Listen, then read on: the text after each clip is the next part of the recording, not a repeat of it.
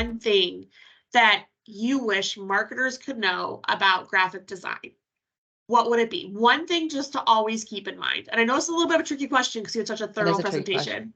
Yep, that is a tricky question. So, for the non-designers out there, it's not hard. I know it can seem um, intimidating.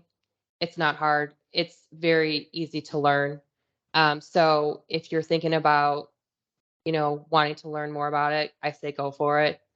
Um, for the designers and of the group, I think the most important piece is always stay up to date on your craft because I feel like, um, you know, the industry is always changing and you need to know if there's any sort of, new design features that drop. Like, for example, Photoshop has a new AI um, feature that, that I need to learn more about. So I think, staying on top of your craft is so important, in the digital or graphic design world.